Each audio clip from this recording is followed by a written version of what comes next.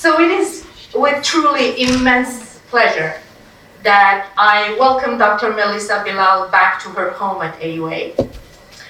It was just before the pandemic that Melissa spent close to 2 years with us here. I keep saying 2 years, she says it's a little bit less, but it felt like 2 years for me. Designing and teaching innovative courses in gender studies. Among those courses, Gender Perspectives has now become a core staple in our lower level gen ed offerings, while her upper level courses opened new vistas for our students on the history of Armenian feminism. While here, Melissa was also a core member of the working group on establishing a gender studies minor in our undergraduate program, and she was a core member as well for an ongoing collaborative oral history project that has brought together scholars and research assistants from AUA, the Institute of Archaeology and Ethnography at the National Academy of Sciences, and the Nubarian Library in Paris. These are commitments I know she holds very close to her heart. And so, as we chatted together about organizing this more than timely public lecture on Zabel Yesayan's political thought on self-determination and peace, we agreed that it was also important to both mark and announce a couple of important initiatives at the occasion of this talk. The first of these, some of you may have already noticed on the streets of Yerevan, or actually as you gaze up from the streets of Yerevan, to be more exact. These are the billboards celebrating Zabel Yesayan and Shushanik Gurginyan, finally and rightfully among the series of Armenian greats, Hai Medzir, that became a reality thanks to the collective efforts of a group of Armenian feminists from Armenia and the diaspora, with our own Dr. Shushan Navakian, Melissa herself, and your humble servant here among others. We hope that more names and faces from the Armenian feminist pantheon will populate those billboards as we go along. The second initiative that is also a milestone for AUA is the development of the Gender Studies minor, which we hope to launch this spring. This is indeed significant, since it will also be a regional first in undergraduate programming. Right, Dina Komyan? I think so, yes. And a large part of the kudos also goes to Dimir Konyan on this. A word here as well about a third budding initiative, the Feminist Armenian Studies Workshop. Before the pandemic hit, we were planning of hosting the third iteration of this workshop at AUA. The inaugural workshop was held at MIT in April 2018. The second one was held at University of Irvine in summer 2019. And FEMARC, or the Feminist Armenian Research Collective, was born out of the very first workshop held at MIT. Both the pandemic and the war obviously changed all our plans.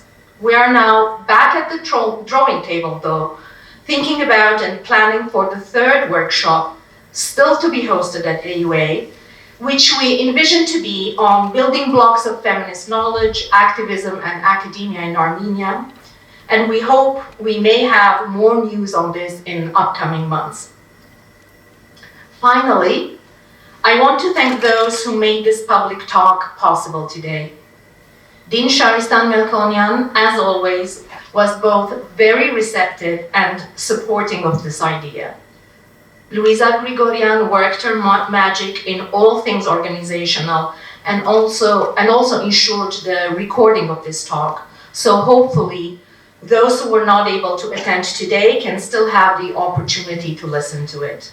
Thank you deeply, Shari and Luisa. And now to Melissa's official bio. Melissa Bilal is a feminist historian and social anthropologist, specialized in music studies. She is currently Distinguished Research Fellow at the UCLA Center for Near Eastern Studies and a lecturer in the Department of Ethnomusicology, and additionally will soon be the co-director of the Armenian Music Program at UCLA. Receiving her BA and MA in sociology at Boğaziçi University, Istanbul, and her PhD in ethnomusicology from the University of Chicago, Dr. Bilal taught ethnomusicology, oral history, and gender studies courses at the University of Chicago, Columbia University, the American University of Armenia, and Boğaziçi University. Her research and publications thus far focus on the Armenian experience in relation to Turkey's minority and memory politics, historical and ethnographic study of Armenian musical practices, and the gender history of the late Ottoman Armenian intellectual life. Native of Istanbul Armenian community, Melissa has been active in Turkey's women's movement and has co-authored with Dr. Lerna Ekmekçioğlu a book in Turkish on the history of Armenian feminism in Istanbul. Melissa and Lerna are presently collaborating on the book and digital humanities project, Feminism in Armenian, A History in Documents, focusing on 12 Armenian feminist writers who are active in the Ottoman and post-Ottoman contexts and their diasporas. In 2017, while a visiting scholar at MIT, Melissa also co-launched the annual Feminist Armenian Studies Workshop and founded the Feminist Armenian Research Collective, FEMARC, with Lerna. She is also currently working on her ethnographic monograph, Injuries of Reconciliation, Being an Armenian in Turkey. I cede the podium to Melissa, and there will be a Q&A after the talk. Thank you so much.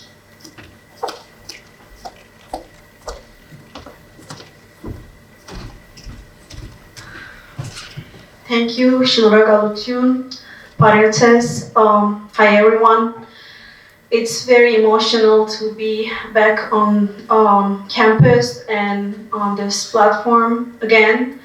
And thanks a lot for being here. And I would like to repeat my thanks first to my dear friend and colleague, Hurika Taryan, and Din Sharistan Metkonyan, not only for hosting me today, but for her guidance in all things related to gender studies on campus, and to dear Luisa Grigorian for making this happen, and for my year here at AUA, making it like full of really great memories and turning AUA a forever home for me.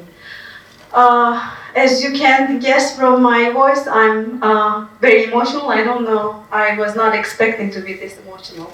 So, my talk today is about Zabel Yesayan's political thought on self-determination and peace. Quote, if enemy nations knew that in times of misfortune, they have the same appearance, the same soul, the same sighs they utter, the same woeful curses and supplications with similar emphatic forms and syllables, perhaps the impossible harmony and fraternity would be possible in the supremacy of misery. Renowned writer Zabel Yesayan penned these lines in November 1912 as a response to the ongoing war between the Ottoman and the Balkan states.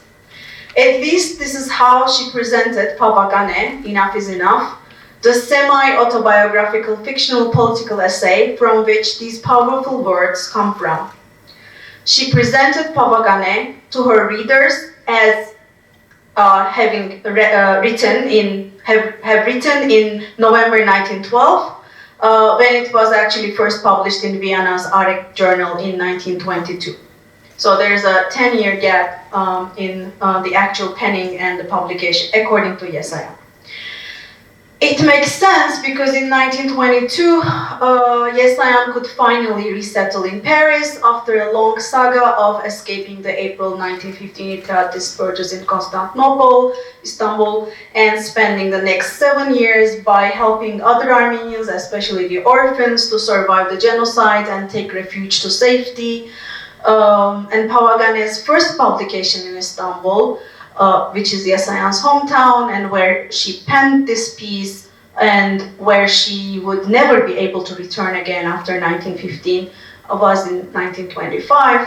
2 years after the establishment of the Republic of Turkey, meaning the 2 years after the burying of Armenians' hopes for justice and self-determination. The text, so after the 1922 first publication and 1925 second publication in Istanbul, the text remained buried for decades. Until early 2000s, when I was a college student in Istanbul and happened to find a Xerox copy of the volume within which this essay was included in the Istanbul version as an addendum to the second edition of the previously published volume of Yesayan's three novellas. I immediately read it and I related to it and I decided to include its Turkish translation in the volume Lerna and I put together for Aras Publications of Istanbul. That is on the left. It's called A Cry for Justice, 5 Armenian Feminist Writers from the Ottoman Times to the Republic of Turkey, 1962-1933. The book came out in 2006 and included a chapter on Yesayan written by Hasmik Khalapyan, who is now also in AUA's Gender Studies team, along with works of Yesayan, first time translated into Turkish, and it included Pawagane's Turkish translation. This was Pawagane's first republication after approximately 8 decades, because none of the anthologies of Armenian literature until then, or any Armenian language collected works of Yesayan included this piece, completely buried, completely forgotten piece of Yesayan. One of the most thought-provoking writings of Yesayan. This essay is now translated in English by Shushan Avagyan, also AUA Gender Studies faculty, and will be printed in our forthcoming volume with Lerna Ekmekçioğlu. You see on the right, that's a tentative cover. Now the title actually changed. Feminism in Armenian, A History in Documents, and our book is under contract with Stanford University Press, and we are hoping that it will come out in 2023 now. So the original essay of Pawagane will also be included in the Armenian edition of our book. So as you guessed, my paper today offers a close reading of Pawagane with the aim of introducing it as a foundational text on freedom, justice, self-determination, war and peace in the Ottoman Empire, conceptualized by an Armenian feminist, anti-capitalist, anti-militarist public intellectual. But let me first provide you with a short life story of Yesayan with a specific focus on her feminist ideas. Zabel Yesayan was born as Zabel Yesayan into a household of artisans in Istanbul's Üsküdar's Armenian neighborhood. Her birth coincided with the end of the Russia-Ottoman War of 1878, marked by international treaties promising security for Armenians in the Ottoman eastern provinces. Her formative years as a young Armenian woman were marked by the repressive political climate of the Hamidian era. In 1895, she had her literary debut in Zavik Fortnightly. These early works of poetry and short stories were her first expressions of emotionally liberated womanhood. She soon boarded on a ship to France to study literature at the Sorbonne. While living in a modest room in Paris among young international students, she also worked for Guy de Lusignan's French-Armenian dictionary. When she left Paris for Constantinople in 1902, she was already a recognized writer, having published works in French and Armenian periodicals. In 1903, she was asked to edit Zavik Weekly's women's section, where she penned articles manifesting her understanding of the principles of women's emancipation. Among numerous literary pieces and essays she published until her return to Paris in 1905 is Spasman Seraimech in the waiting room that she wrote in 1903. This is her first serialized novel in Armenian, and it's a powerful alternative story of Paris as a European capital, wasting the life of a young Algerian Jewish mother struggling with poverty and xenophobia. In 1906, Yesayan's unfinished novel Hılunere Yev Imposnere, Obedience and Rebels, appeared under the pen name Shahan in the pages of Azad Pem in Cairo. And Cairo then had turned into one of the safer destinations for Armenian intellectuals fleeing the Ottoman capital under Hamidian regime. And in this remarkable work, she took a snapshot of the Armenian community torn between subservience and resistance, and related the story of the sprouting of revolutionary ideas among heavy laboring young men repeatedly harassed by the police, Turkish police, under anti-Armenian commands. In September 1908, like many Armenian intellectuals in exile, Yesayan moved back to her hometown, Istanbul. She was very realistic about her expectations about the restoration of the Ottoman constitution. She wrote a sobering caution against the euphoria caused by the promises of the Ottoman liberty, where she called Armenians to evaluate the situation wisely and refrain from expressing uncensored opinions in printed media. Sorry. She wrote that piece in Javanak on the right.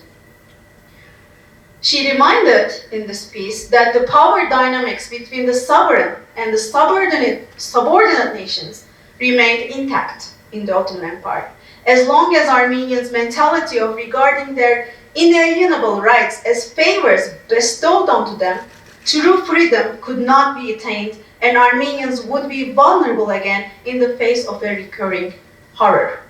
She specifically addressed Armenians in the capital to stop marginalizing the oppressed or the politicized segments of their nation, not just for the safekeeping of their financial businesses.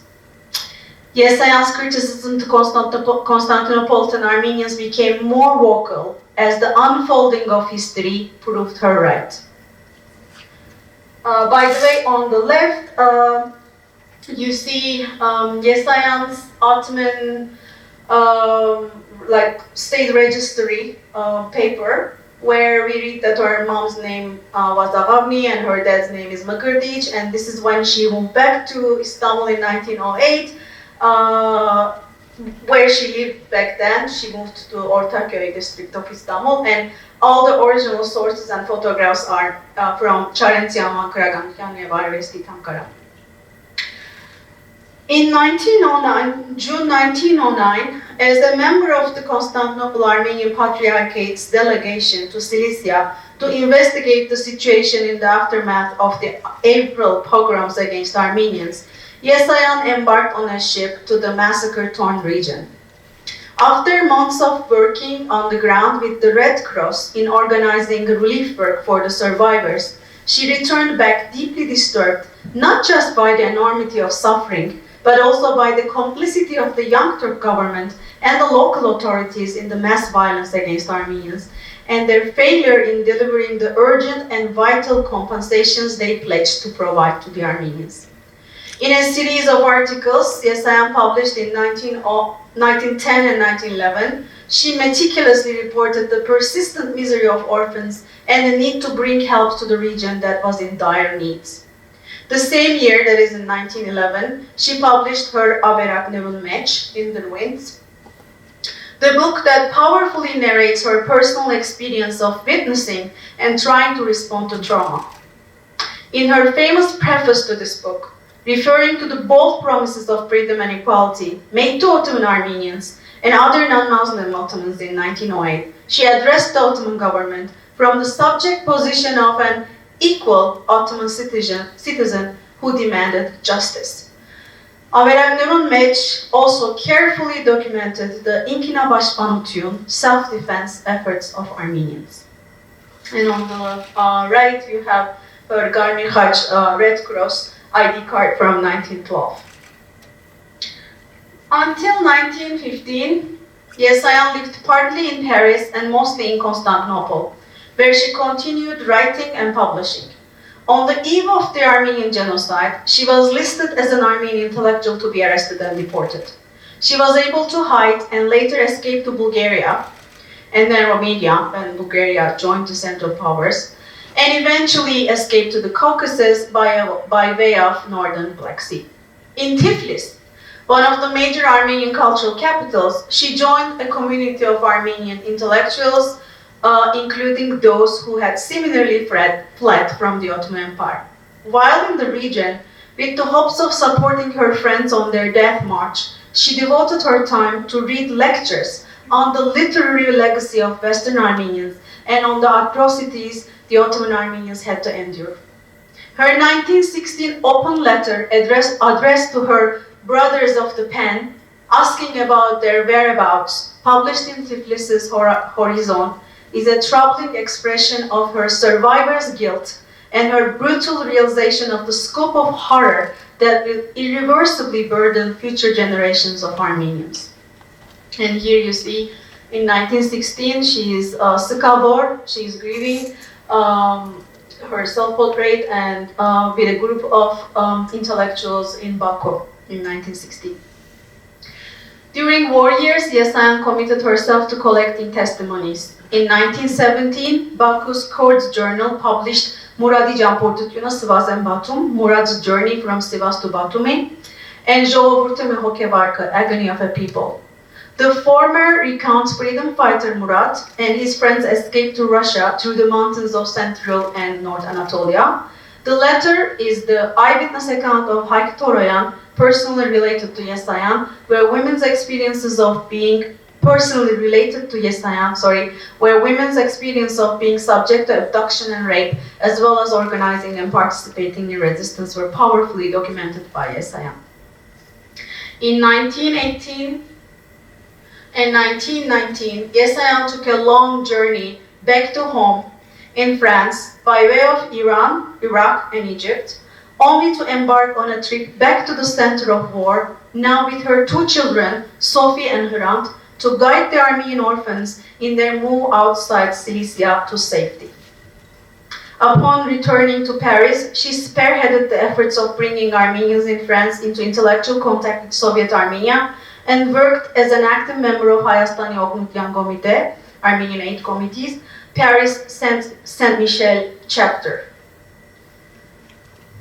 And this is in 1919.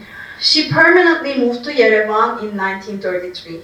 Her few years here were focused on literature.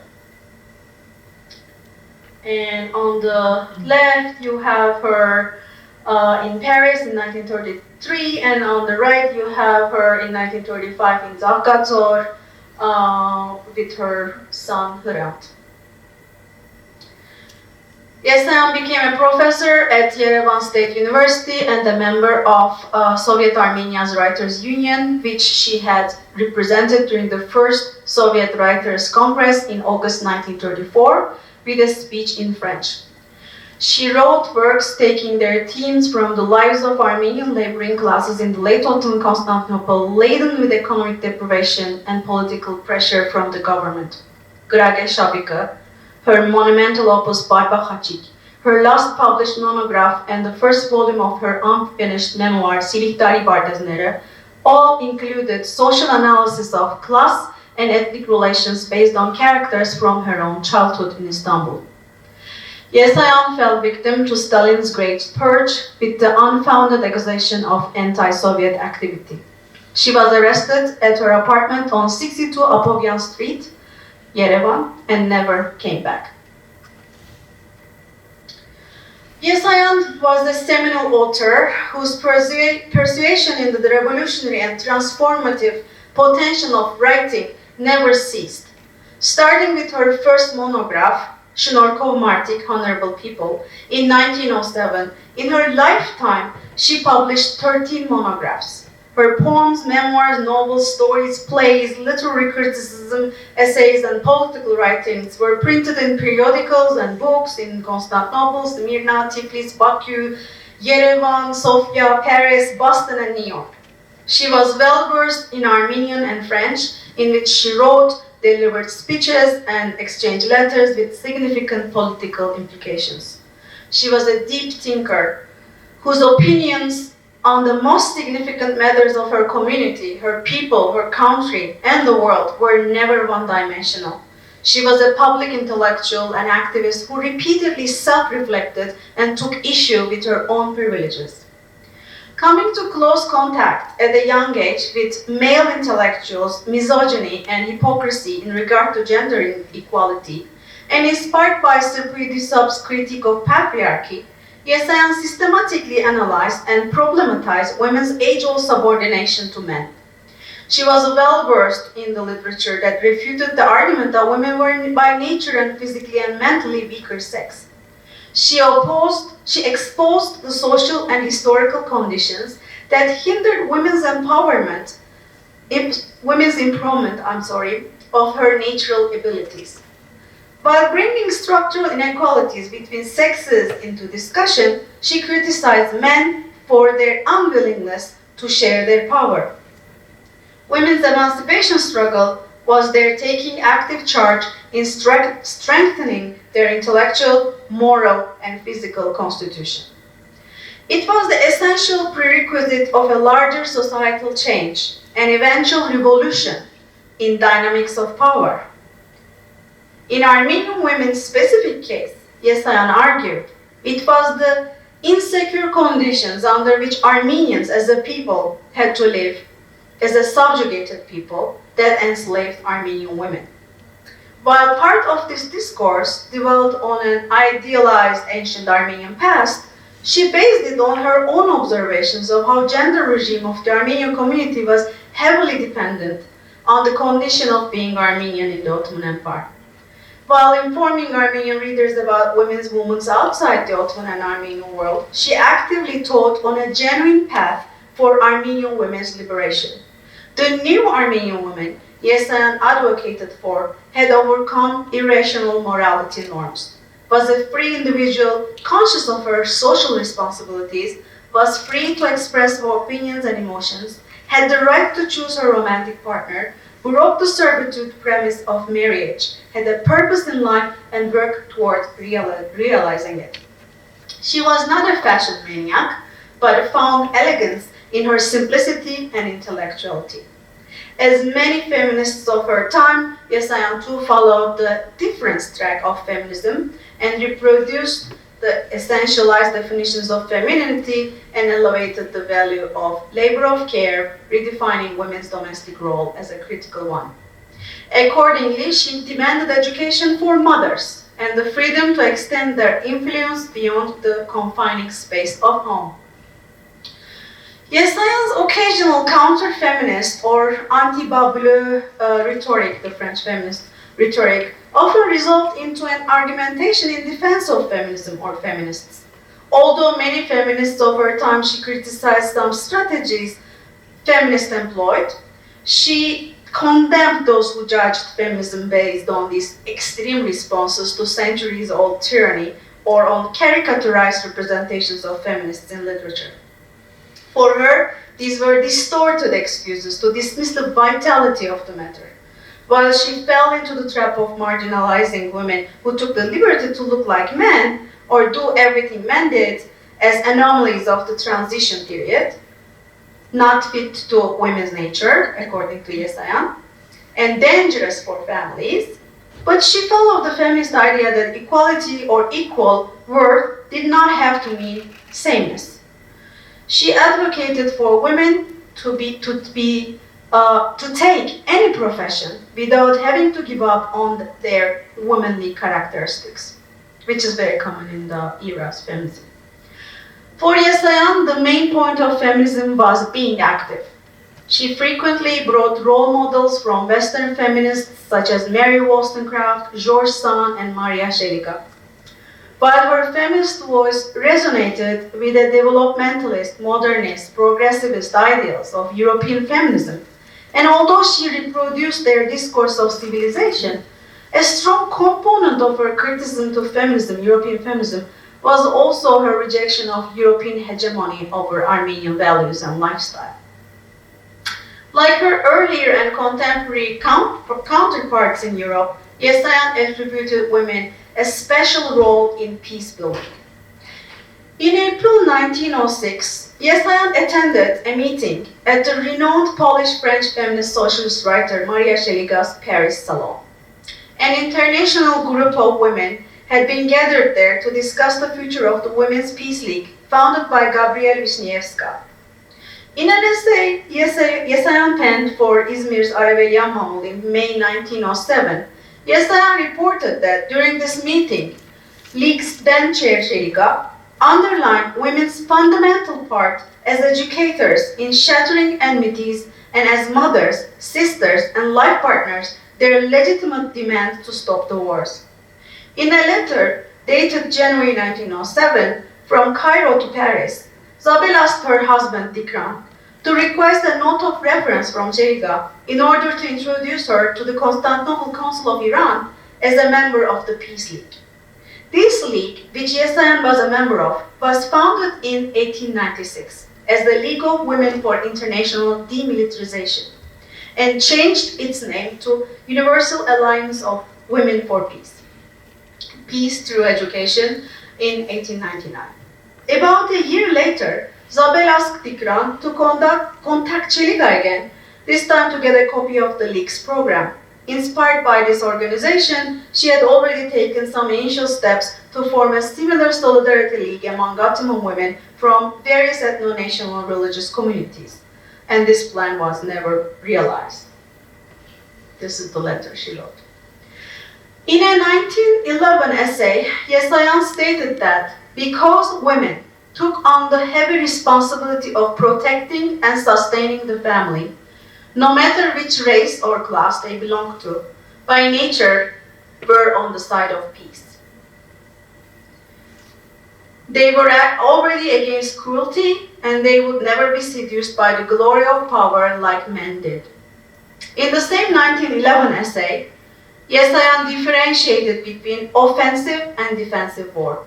She asserted that throughout history, women took active part in the war effort only if it was for self-defense. For her, peace was a universal ideal, but it required many political and social injustices to be corrected, and communities and nations to be able to practice their rights in full. This was the main political philosophical discussion she further tackled in Pawagane. Pawagane opens with a scene where the protagonist reflects on the news coming from the front. War has begun. She draws attention to the disturbing fact that as human lives are turning into corpses on the border, those who are far from the bloodshed are enjoying their warm homes in the capital with the luxury of forgetting about the fights and going on with their peaceful and undisturbed everyday lives. The idea of war and the idea of remaining untouched by its troubles troubles the protagonist. With the call for mobilization, war comes home. It reaches the capital, but every family tries to spare its own loved one and fails to grasp the massiveness or the totality of the war. Pawagane is a multi-layered text. Yesayan engages in an inner dialogue as an Armenian woman, whose standpoint brings us closer to the author's critique of the war, told together with a critique of reconciliation that lacks justice. Her thoughts oscillate between the unimaginable horrors of war, which she has a clear class and gender analysis of, and the uncanny position of being aware of the necessity to fight for freedom from slavery, domination, and lack of self-determination. Throughout the text, Yesayan expresses her dissent toward those who approve war for their interests, those who benefit from it. She comes up with a clear class analysis of militarism. She draws attention to the fact that military and government officers who ask poor people to sacrifice their lives are not the ones who are directly threatened by the horrors of the war. They know that no matter what happens, they will return to their warm and comfortable homes. They are just disturbed by the scenery of the misery caused by the arrival of the Muslim refugees from Romania. They would just prefer that they didn't have to see them. Yesayan presents a scene where the protagonist is critical of those who discuss the right to fight, that is, if the Balkan Wars is a fight for justice, for the enslaved, murdered, and exploited Balkan people against their centuries-old oppressor, the Ottoman Empire, the Turk, or the Turks have the right to defend themselves. Through the voice of an elderly man, Yesayan shares the view that this is a fair punishment for the sufferings Turks caused, that it is the curse of grieving mothers and orphans, and it might very well be the time of justice. But her protagonist, maybe Yesayan's voice herself, criticizes the conversations that revolve around European diplomacy and says that thousands of villagers from both sides are dying. Thus, she refuses to hear any explanations or excuses that present the war as a desirable or even inevitable thing. In this scene, there is a young man, probably an Armenian man, who asks if the ones who attacked, killed, and dishonored us didn't deserve this lesson. His eyes are full of vengeance. The protagonist sees him as a sick soul who needs care. This man is a witness of the massacres, and for the protagonist, that is maybe Yesayan, the big of a violence is only an unimaginable nightmare that is impossible to grasp in its totality. Yesayan presents two voices. One of them constantly reminds us that evil actions shouldn't be forgotten. The other strongly opposes the idea that only war can bring justice. The crucial intervention here is Yesayan's portrayal of the caravans of Muslim refugees from the Balkans, women, children, and the elderly, with lost hopes and a homeland left behind, reminds the reader of Armenian refugees. The protagonist watches the refugees and reflects on the commonalities between herself and these oppressed and fugitive people. She feels a strong identification with them. The fear on these refugees' faces stirs the barely suited deep pain in her. She painfully remembers the evenings of another land, perhaps Adana, and its survivors lying in front of her eyes. This is where Yesayan comes closest to speaking from the voice of an Armenian woman who witnessed violence. She seeks recognition and accountability. She seeks justice. She is very realistic about her call for peace. By juxtaposing a woman's discontent with all the other voices, all presented as male voices in the text, Pawagane manifests an ideal. If and only if those enemy sides know that how similar their appearance and expressions, their outcries and curses under conditions of misery are, maybe then the otherwise impossible ideals of harmony and fraternity and peace will become a possibility. This is the wish, a call, a manifesto that expresses a potentiality, but with an awareness of the conditions of impossibility.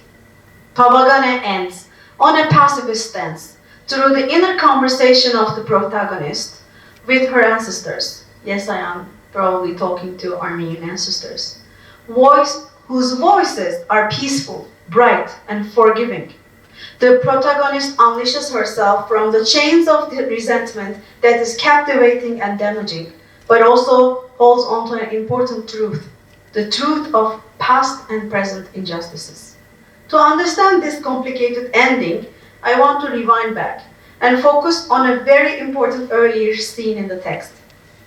In a moment of reflection, sitting by her baby's cradle, the protagonist repeats the words of the young man whom she considered troubled, sick, by the feeling of revenge in the previous section. She reminds herself and the reader that, yes, the enemy violently attacked houses where candles were burning peacefully by cradles. They committed crimes by murdering people, by assaulting everything powerful, beautiful, and sacred. Here she establishes the truth.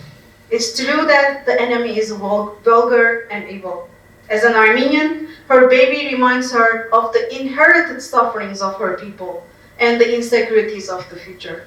Seated by the cradle, looking at her baby's exhausted eyes, she feels that she collapses under the oppression of ages-long slavery.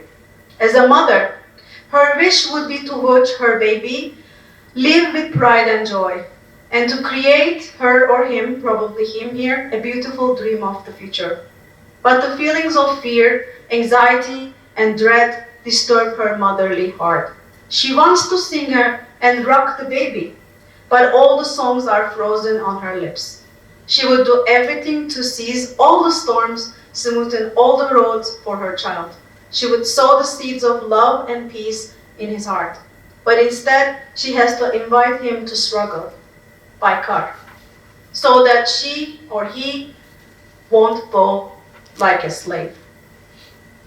Holding his hand, she has to direct his steps to the path of the idea that caused many mothers wait in vain for their son's victorious return, and that often became the path from which martyrs never came back. If we read Pawagane, together with Yesayan's other writings on peace and self-determination, and her accounts on Adana massacres and Ankara Başpanutu, and the whole life story that I try to convey here, I interpret these lines as: we Armenians, or I, Zabel Yesayan, demand peace. Both because I'm against militarism, I'm against killing people, and I see that war is a machine that kills the poor and disadvantaged, and only the men in power benefit from it. It hits women the most, and women have the power to end wars. But also because peace is the existential need of the survival of Armenian people. Because we want to live in our homes in safety. And for us to be able to live in peace and safety, we need our communal rights, including the right for self-determination on our lands, to be recognized, and past and present injustices to be corrected. As long as this is not the case, we will continue to be attacked and have to defend ourselves. Quote: sitting by my little one's bed, looking at his eyes full of anxiety, I feel how I bend under the pressure of centuries-old slavery. I would have liked to look at him with smiling pride. I would have liked to view for him a beautiful dream of future life. But only mixed feelings of fear, anxiety, and terror arise in my maternal heart. I want to sing and rock the cradle, but all the songs are frozen on my lips. I would have liked to calm down all the storms and clear all the paths for you, my little lion. I would have liked to plant and grow the flower of love and peace in your heart, but I am forced to invite you into a struggle, so that your head should never bow in slavery.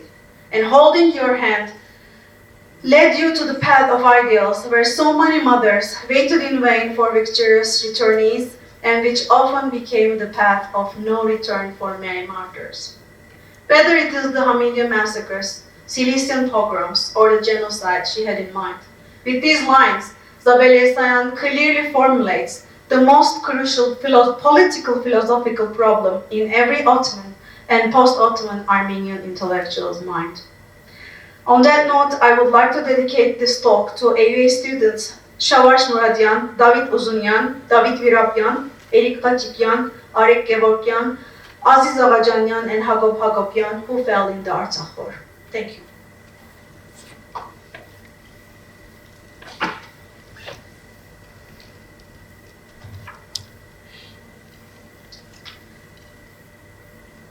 Questions?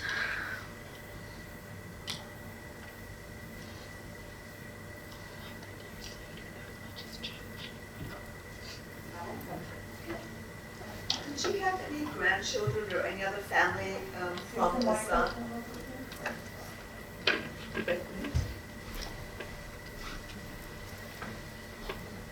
I thank you very much.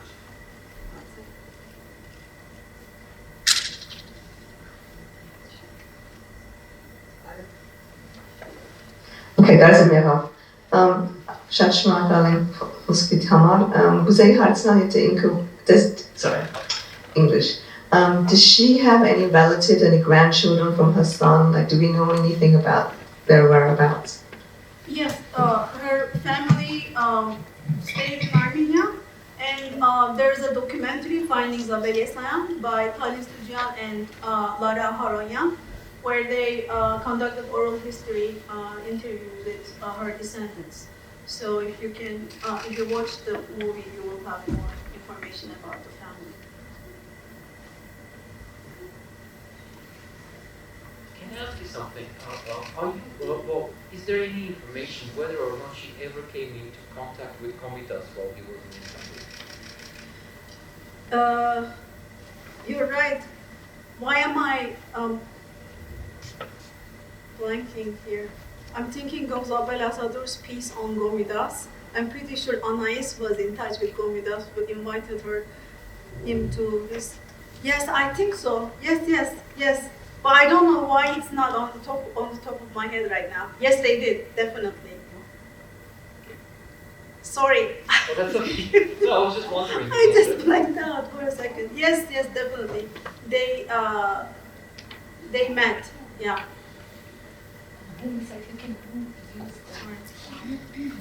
Microphone for the recording. Oh. I'll send you an email about that after. Sorry. Thank you.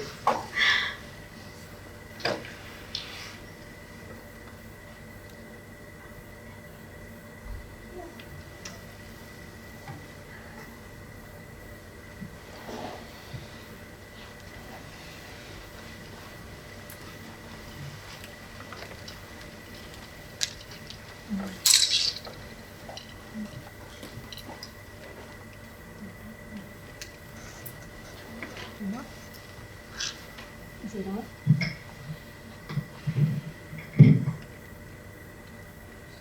Is it on? So, No, it's not on. On. Mhm.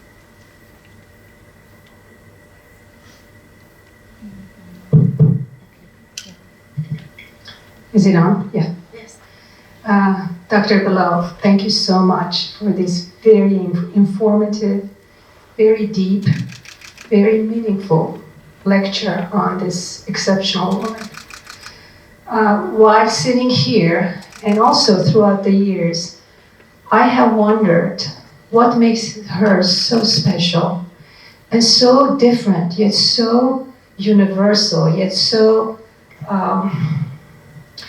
yet someone who has transitioned many centuries in her thinking and her understanding of human nature, nature of groups of people, nature of politics, and what issues are more important to look at and ponder. I wonder, throughout your studies of this exceptional woman, what do you attribute this special characteristic of this woman? She's outspoken, she's always looking for the underdog and to protect the underdog, and always very clear about equality and equity. What do you think this is a result of? Is this a very unique person with certain innate characteristics? Obviously, this is not the dictate of the social structure that she was born in. What is it? What do you think it is? Thank you for the question. Yes, she was truly exceptional, but obviously she was a product of the context and the times. First of all, she belongs to the second generation of Ottoman Armenian feminists. I say Ottoman Armenian because these feminists that we study were all born in the Ottoman capital and they were Ottoman citizens.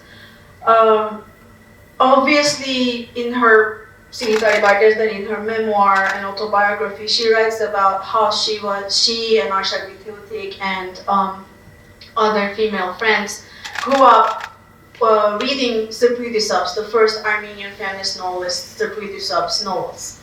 And I also wrote the chapter on Sırpıdisap in the book, so I can say that when Sırpıdisap wrote Mayda, there was a huge debate within the Armenian community of Istanbul, not only in Istanbul, also like the minute Mayda was published, it was also reviewed and sold in the bookstores in Tiflis. So it started a lot of discussion within the Armenian intellectual circles from Tiflis to Istanbul to Paris.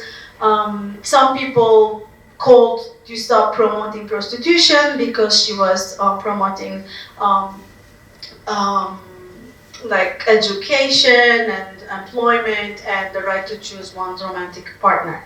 So actually one Armenian intellectual said that no young Armenian woman should ever read by that because it's very dangerous. So basically, Zabel Yesayan grew up in an atmosphere in Istanbul where Dusab was still alive. She visited Dusab and she talked to her. Dusab told her that she should receive higher education abroad if she wants to be taken seriously as a female author within Armenian literary circles. So that is one influence.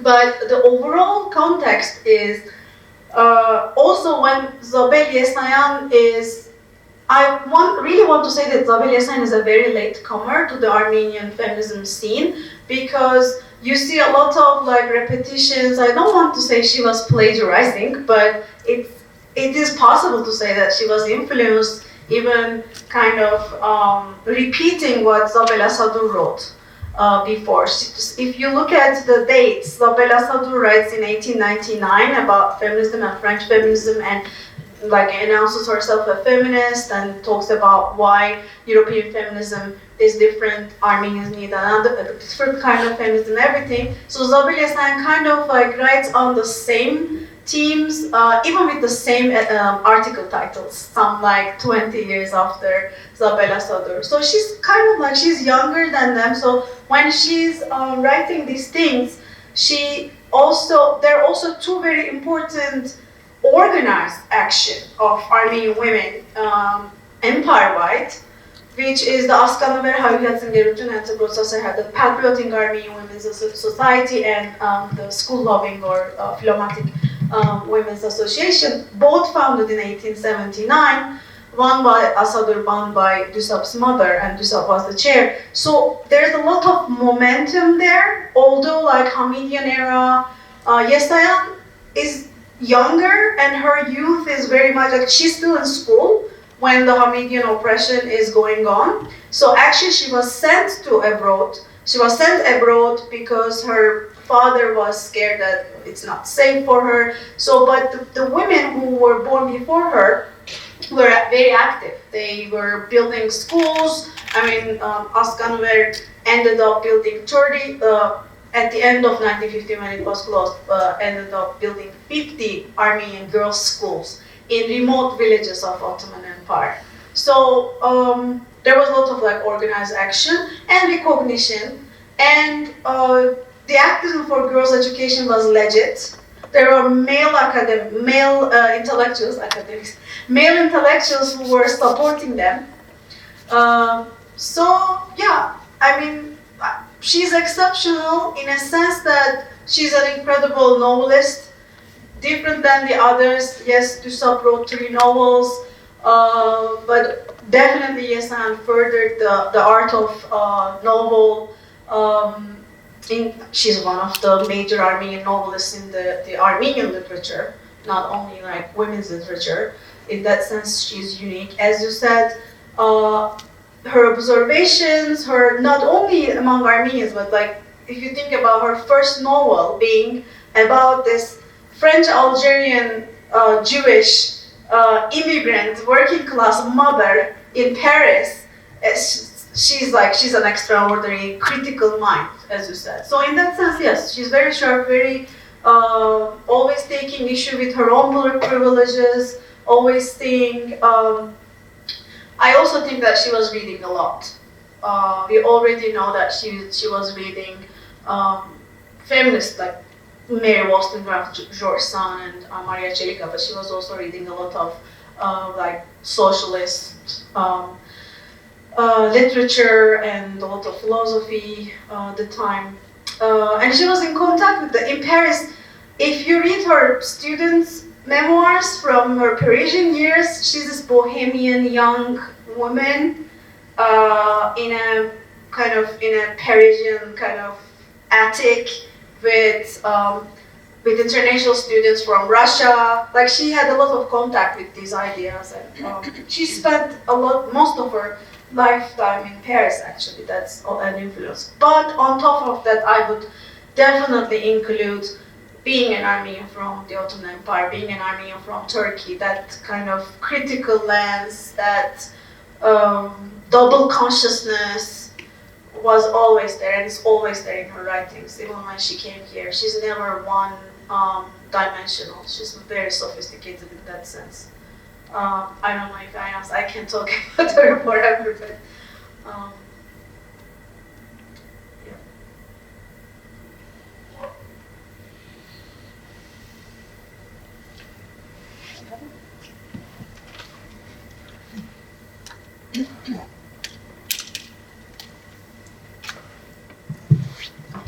Thank you, Melissa, and I miss you.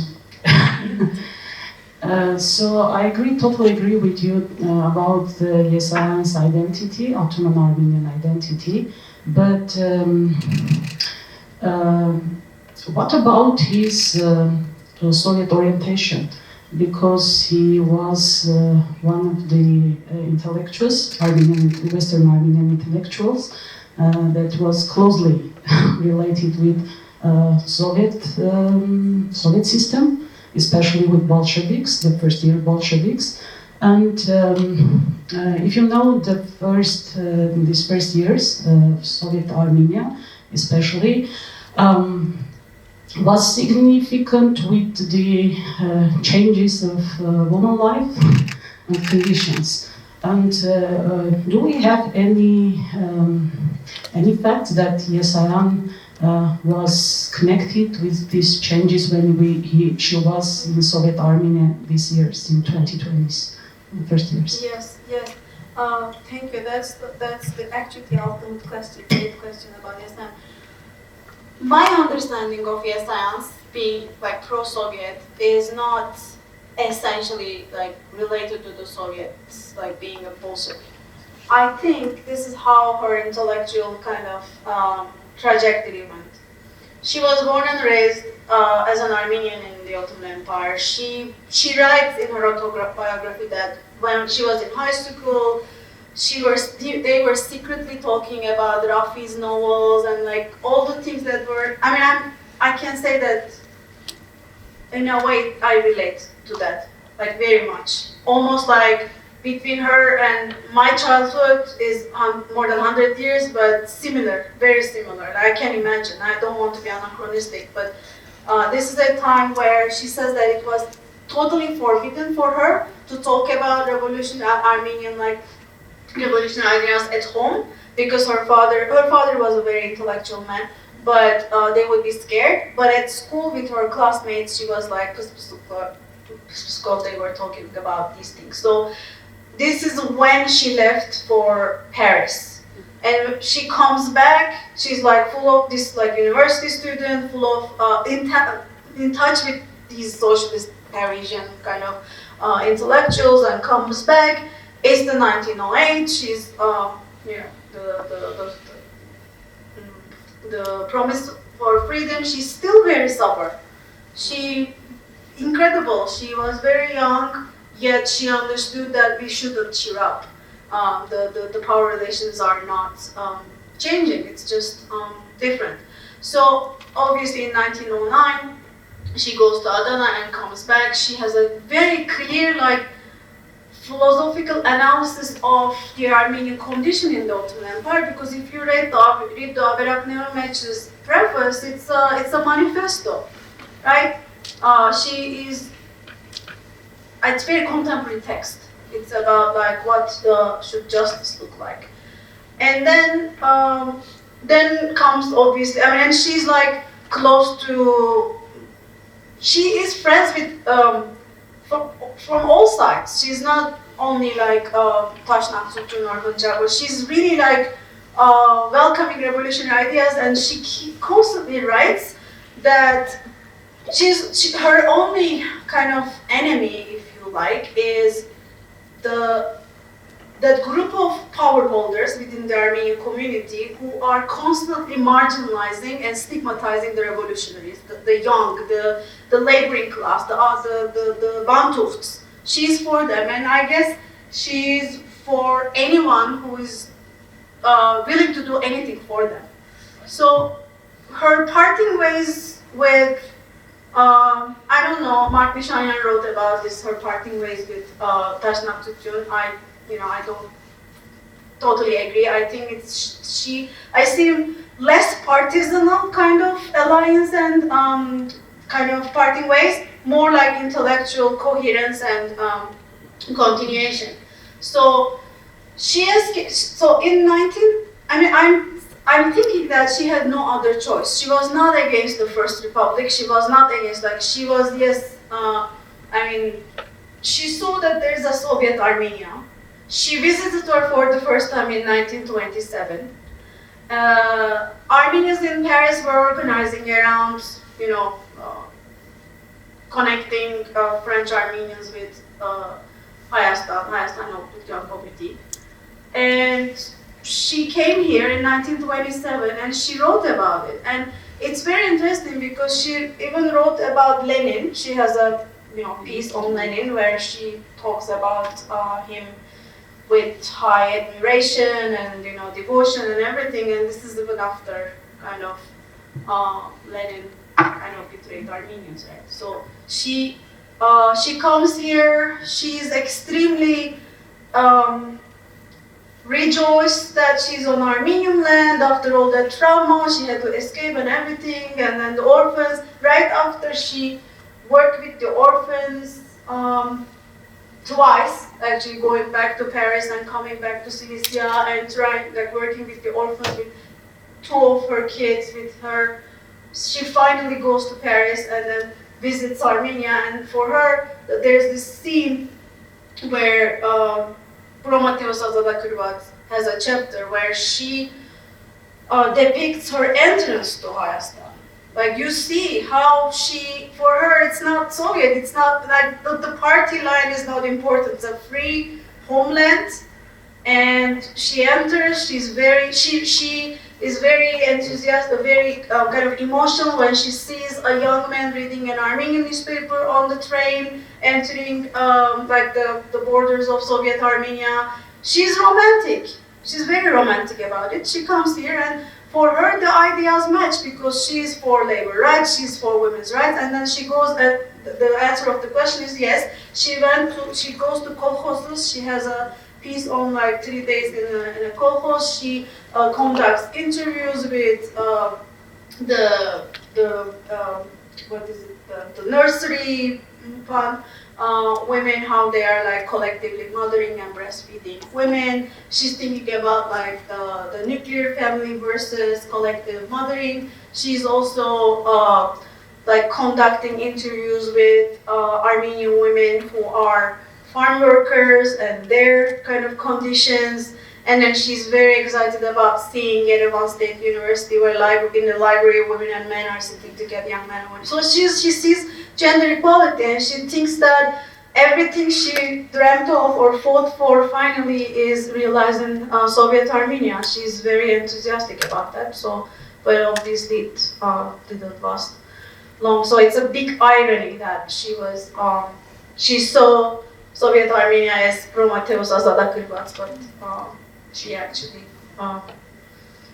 became a victim of it. So, yeah, I think that's. Thank you.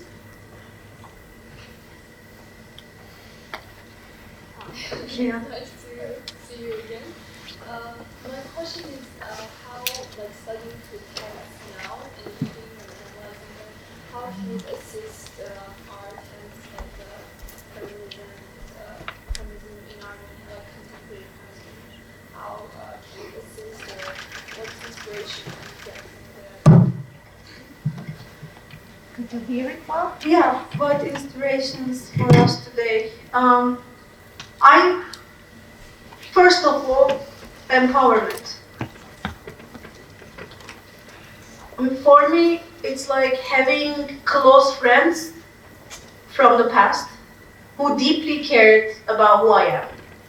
Like, I am 100% sure that Yesayan was deeply worried about her people's future. She went through a lot of traumas, and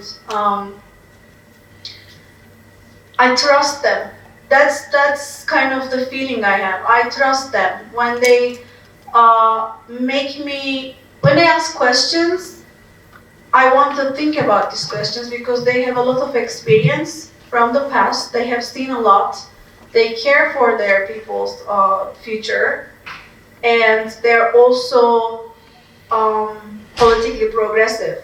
So for us today, I think the more we read, the more we can be guided by their questions. Obviously, it's like we can't be anachronistic, like our times is different, but you see some questions are still, I don't want to say the same, but relevant, especially the Pawagane piece is every time, I mean, the first time I revisited Pawagane was a few months after Hrant died, and I read the, sorry, not Pawagane, the Aberakneo Meç's preface. When I read it, I thought this was the piece I want to write to the Turkish government now as an Armenian woman. So, obviously for me it's very special because when I read Zabel Yesayan's escape story from Istanbul, that night where she was informed that the gendarme was looking for her, and then she was told not to go home, and she escaped, and she was looking at the city she was born and raised in, and like the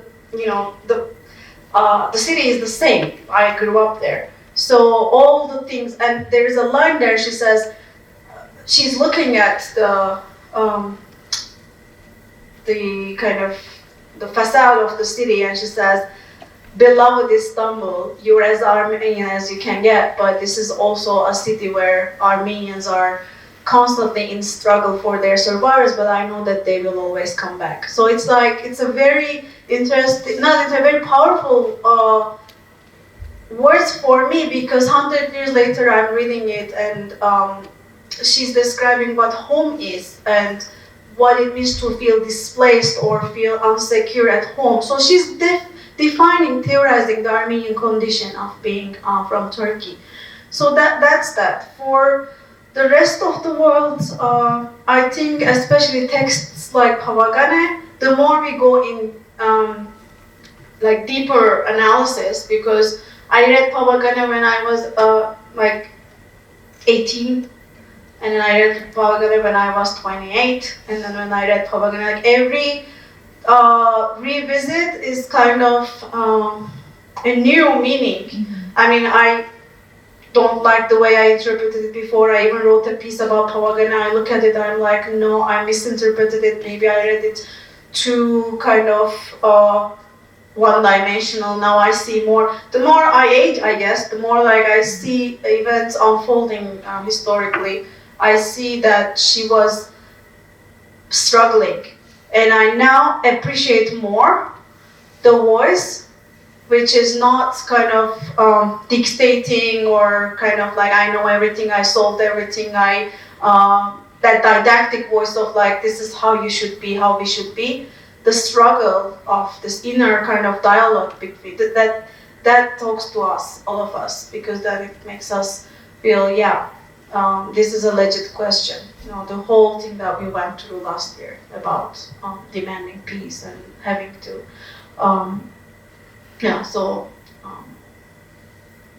both traumatic and empowering, I guess. But in terms of feminism as well, they assure me repeatedly, Yesayan and others assure me repeatedly that why we should be feminists. Because her Pawagane, of course, is written by a feminist and has scenes where she talks about an Armenian woman with a Turkish woman crying together over their sons, and everything is with like this feminist consciousness, like sisterhood, but also like why Turkish and Armenian women cannot get together. Sisterhood is not this utopic thing. It's like there's power relations between women. Everything is there, but it assures me that we need that feminist voice, because she, these women, feminists, saved the nation. As Lerna explains in her book, or we tell everywhere, Yesayan, we owe Yesayan many offers lives. Like, feminists saved the nation because they were well organized. They were organized for decades. They knew how to run orphanages. They knew how to run girls' schools. They knew how to correspond with important people, raise money, like make investments, all these things. They taught each other how to read and write and calculate, so they were well organized. When men were gone, they took care of the nation and they revived it. In Istanbul, it was all the feminist organizations that brought back the community to its feet. So that, and also that analysis of how war impacts women, because they don't have any say in the wars. They have to send their sons, and they have to suffer. They suffer from sexual violence, and also war, aggression, militarism, at the end of the day hurts families and women and children the most. So that analysis, that's very clear, and it's very much, historically also, anti-militarist movement and feminist movement, she was part of that. And her political genius, her philosophical genius is bringing the Armenian condition and the condition of subordinated nations perspective. It's not like being a part of a French peace organization by women and saying, oh, let's all be brothers and sisters. She writes that, yes, we should all be brothers and sisters, but as long as there should be justice, because without justice, peace is just a lie, because it's not peace. So I see political, philosophical thought there, which is genius.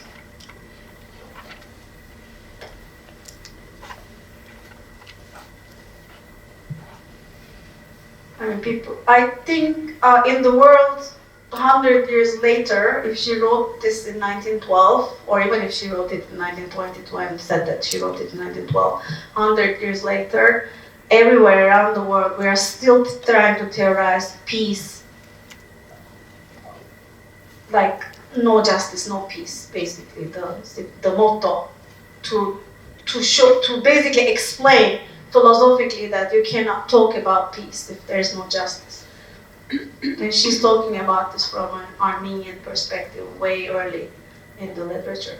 And that's why I care for bringing her voice and this forgotten text forward in the global history of political thought, not only feminist thought or not only peace studies, but in general, like political philosophy, history of political philosophy, global history of political philosophy. You have this Armenian woman born and raised in Ottoman Istanbul, and she wrote this 100 years ago, and nobody really knows about her.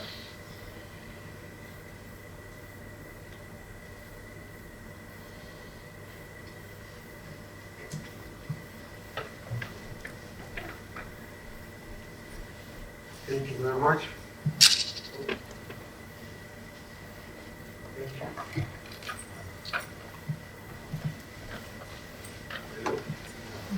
Okay, so thank you very much for your great lecture and also for these quotes, which are fascinating. And also, thanks for your last explanations, because it is explaining a little bit my questions about the first quotation, which was a little bit global, that you have shown at the beginning of your lecture, and it was like 100% pacifistic. And then the last ones are a little bit confusing, yeah, because the one which is above it is a little bit depressing, and also showing how difficult it was in those years. And the final one is encouraging something, giving us a motivation or a mobilization, and it's differing from the global Pacific perspective. So that was my first question concerning the controversy, which you a little bit already indicated in your explanations. So can you see this too? And my second question is about the reception of Zabel in Istanbul nowadays by Armenian community. Do you see some followers, some fans there, or is she forgotten and lost? Thank you. Thank you. First, the second question. Yes, Zabel became a very popular name within the last decades in Istanbul because as kind of the history of it in 2005. In 2005, there was an Armenian genocide conference without using the genocide, obviously. One of the Turkish novelist, Elif Shafak, read a paper about Zabel Yesayan. Obviously, she doesn't read Armenian. She didn't do research on Yesayan. She was reproducing information from Armenian scholars who wrote in English. And she was comparing Zabel Yesayan with herself and with other Turkish feminist writers. So this is how Zabel Yesayan all of a sudden came to be known in Istanbul, just like Komitas. I mean, this is a trend in Turkey. So in 2006, when we wrote our book, we wanted to say that Zabel Yesayan was not alone. There were other women, but back then we were able to include 5 women. Now in our new book there will be 12 women, but there were many more Armenian women, and they were not, as I said before, sent by God or sent by the universe. They were the outcome. They were the products of their own times. Though exceptional minds. So in terms of Armenian community in Turkey, obviously Armenian community in Turkey, when I was growing up, we didn't learn about Zabel Yesayan, although we read the textbook that I read as a high school student was written by Zabel Yesayan, but we didn't even know that she was a feminist. So, but slowly, with our book, with other people's efforts, yes, I can say that Yesayan is the most popular among other feminists. There's a growing interest. Young generation Armenians, for example, I went back to my own high school where I didn't learn a word about these women. They had the event. They have like wall boards where they have quotes from Yesayan, Dusab, Haygamishmark, and others. From like taken up from our book. So I can say that there's a movement there, but as everything else, as also like in the Gomidas' case in Turkey, sometimes it's manipulated, sometimes like alternative histories are written about Zabel Yesayan. My concern is always if you don't read Armenian and if you don't read if not all, but most of her texts, you won't be able to understand her as a complicated character. I'd say the same thing for Komitas Vartabet. I'm still obsessed with forgetting that reference for Artur Yesayan and Komitas, but I know I will send you that email. Because I also wrote a book on Komitas, it's very embarrassing. But the same thing for Komitas, let these people be intellectuals, true intellectuals, not dictators. They don't know everything, and it's okay that they don't know everything, and they are sometimes struggling with ideas. Sometimes they are also academic minds, very intellectual people. You have a lot of conflicting statements in Yesayan's kind of articles here and there too. But if you put everything together, you try to understand the persona as an intellectual, then you know that there's continuation in the way she thinks, just like the Soviet kind of pro-Soviet example. So in terms of the quotes, I think what I am doing here is, in this talk, is to show you that this is not a conflict. This is not, like, if you read this, the two texts,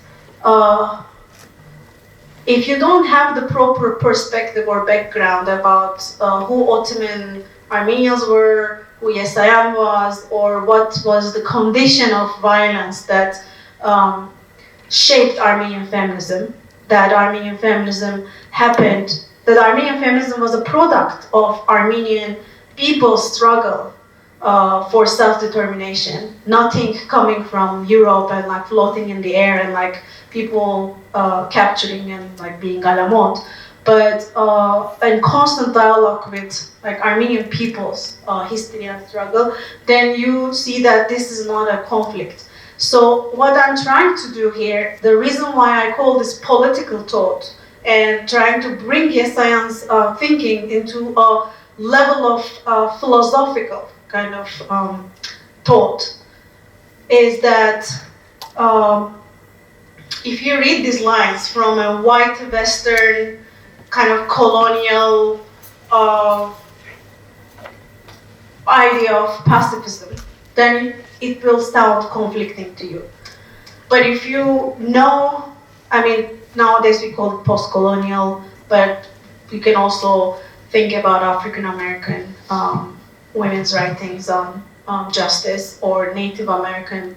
So although these women, that's the argument of our book, were heavily influenced by French feminism, and they were reading in French or English, like in Mary Wollstonecraft's case, although they reproduced a lot of kind of white Western ideas of like feminism, they were genuinely criticizing, and they were bringing in a critique of pacifism, feminism, socialism. Mari Beylarian is criticizing socialism's ideal of internationalism. She says, if you're a small and dominated nation, you cannot give up your self-determination struggle and go and hug. Like, let French and British give up their nationalisms first for us to come and say that like we should. So like they were, I mean, in 1960s, 70s, 80s, we read this from like the South Asian continent, like the post-colonial critique.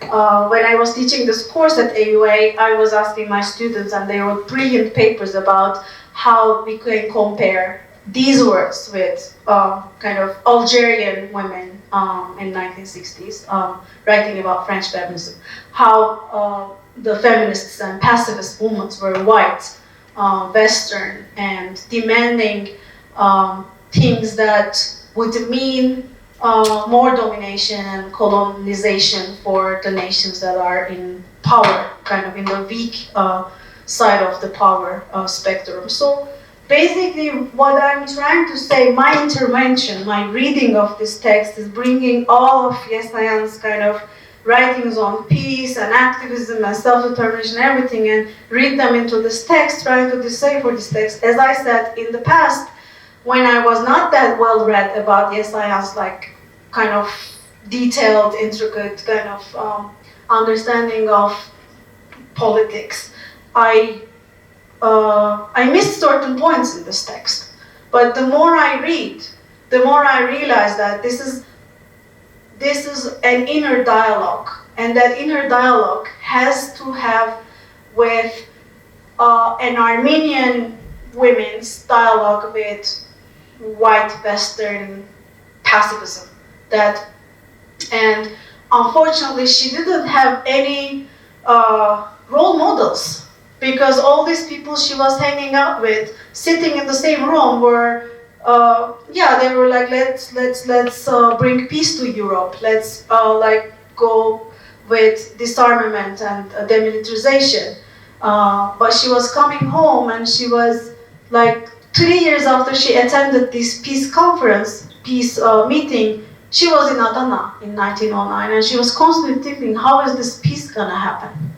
So, and in 1911, when she's writing this very clear kind of anti-militarist piece, Pawagane, as a response to the Balkan Wars, obviously she's inserting that discussion that peace, and my resolution is that, and that's actually the answer of Liana's question, that what can we learn from Zabel Yesayan today, is that it reassures me that demanding peace doesn't exclude fight for self-determination. And this is her answer to that. That constant struggle of dominated and colonized nations to the kind of colonizer to say that when I talk about my rights, it doesn't mean that I violate your vision on universal ideals of pacifism.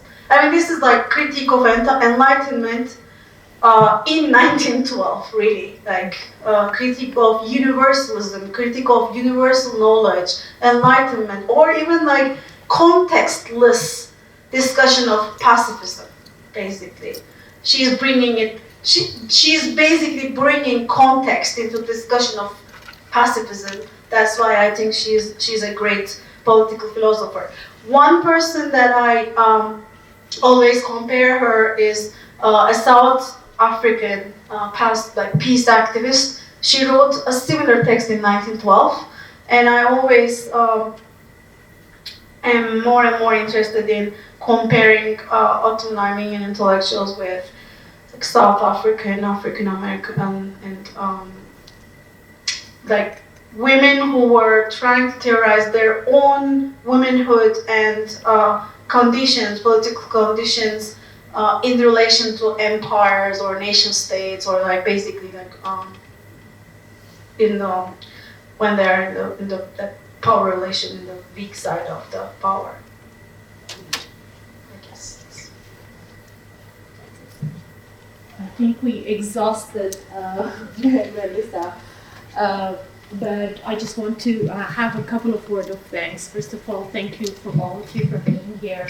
But most of all, I want to thank Melissa again and again for this deeply insightful lecture, and for the powerful parallels as well, then and now.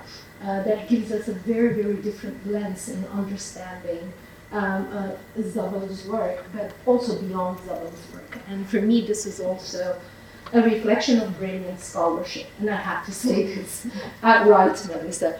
And thank you for also creating this wonderful dialogue with our attendees. And I do sincerely, profoundly hope that this is the beginning of a series of conversations and lectures on the history of Armenian feminism, but also on Armenian feminism now and its importance in political thought, its importance in contemporary lives, its importance in social sciences, its importance in sciences and philosophy of science. Thank you so much, everyone, and again, a huge thank you, Melissa, for all of this.